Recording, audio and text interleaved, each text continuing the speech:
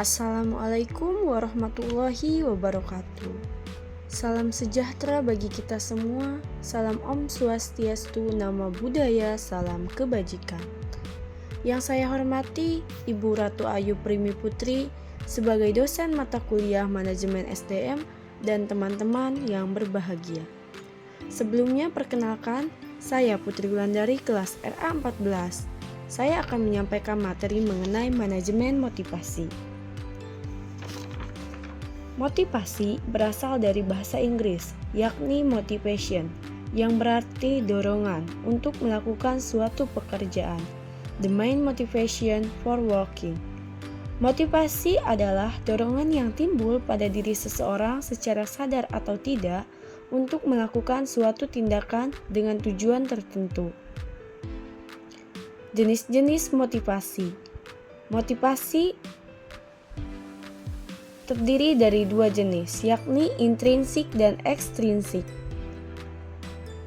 Intrinsik, motivasi yang timbul dari diri sendiri atau individu terkait dengan kepuasan dan penghargaan yang didapat dari suatu kegiatan tanpa ada paksaan dan dorongan dari orang lain.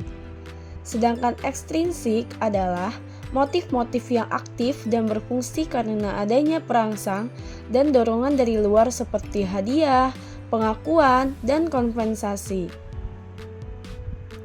Hubungan motif, motivasi, dan motivasi kerja. Motif menjadi dasar yang mendorong motivasi. Sebuah motif yang kuat dapat meningkatkan motivasi seseorang untuk bertindak.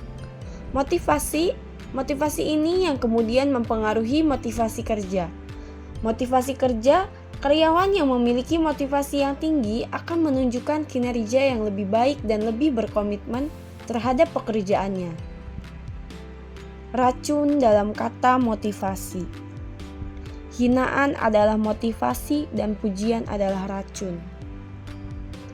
Mengapa kata-kata motivasi bisa jadi racun? Tidak semua kata positif itu memberikan dampak yang baik. Beberapa di antaranya bisa berdampak toxic positivity atau racun positif. Kata-kata itu bisa menjadi racun ketika digunakan untuk memaksa seseorang tetap harus terlihat baik-baik saja dalam kondisi apapun. Apa itu toxic positivity? Toxic positivity adalah perilaku yang menuntut diri sendiri atau orang lain untuk selalu berpikir positif dan menolak emosi negatif. Mengapa toxic positivity tidak baik? Karena kita dipaksa untuk memanipulasi perasaan diri tanpa diberikan kesempatan untuk mengungkapkan rasa yang sesungguhnya. Toxic positivity dapat berdampak buruk pada kesehatan mental, serta stres, depresi, gangguan cemas, dan gangguan mental lainnya. Ciri-ciri toxic positivity. Yang pertama, menolak atau mengabaikan emosi negatif seperti sedih, marah, atau kecewa.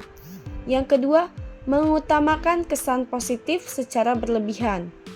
Yang ketiga, membandingkan diri dengan orang lain. Dan yang keempat, mengabaikan bahaya nyata. Nah, toxic positivity yaitu memaksa seseorang untuk selalu berpikir positif bahkan saat mengalami kesulitan. Sedangkan optimisme yang sehat memungkinkan seseorang untuk mengakui dan mengekspresikan emosi negatif dan positif. Nah, ini perbedaan toxic positivity dan optimisme. Jadi sikap optimis itu lebih bermanfaat agar memandang pengalaman hidup dari sisi positif tanpa mengabaikan emosi negatif. Sedangkan toxic positivity adalah membuang semua perasaan buruk. Contoh ungkapan yang menunjukkan toxic positivity.